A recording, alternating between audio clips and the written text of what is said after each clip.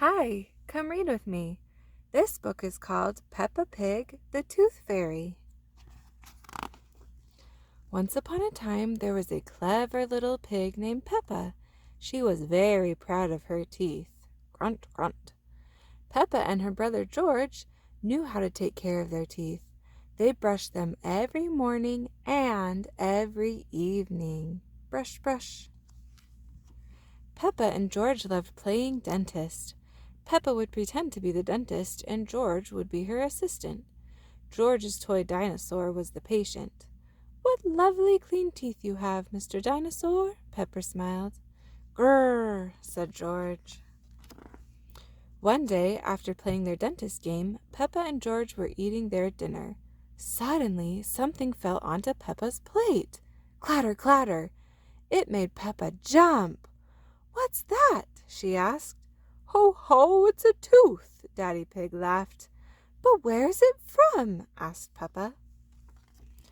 "Why don't you look in the mirror?" said Mummy Pig. Peppa looked. She had a big gap in her teeth. "Oh, no!" Peppa cried. "Do we need to go see Dr. Elephant?" "Ho, ho, ho, no," said Mummy Pig. "It's just a baby tooth. It's meant to fall out." "A baby tooth? What's that?" asked Peppa. "A baby tooth is a tooth that falls out when you're young," explained Mummy Pig. "A new one will grow in its place." "What should I do with my baby tooth?" asked Peppa. "If you place it under your pillow, the tooth fairy will come. She will take your tooth and leave you a shiny new coin," said Mama Pig. That evening, while Peppa watched television with her family, she kept thinking about the tooth fairy. "When I grow up, I want to be a tooth fairy," said Peppa. Daddy Pig chuckled. "What about you, George?" asked Daddy. George pointed to his dinosaur. "Dinosaur," he growled. "Hee hee hee." "Come on, George," shouted Peppa. "We don't want to miss the tooth fairy." They both ran up to the stairs to get ready for bed. "What are you doing, Peppa?" asked Daddy Pig. Peppa was carefully brushing her baby tooth. "I want it to be nice and clean for the tooth fairy," said Peppa. Snort, snort. Peppa tucked the tooth under her pillow. "Are you sure the tooth fairy will be able to find it?" she asked. "I promise," said Mummy Pig. "Just you wait and see." "Good night, Peppa and George." "Good night, Mummy. Good night, Daddy." Hee hee hee. Snore. "I'm going to wait up all night for the tooth fairy," Peppa said. "George, let's not go to sleep." George smiled and nodded. Peppa waited and waited. Snore, snore. She could hear something. "Is that the tooth fairy?" Peppa wondered.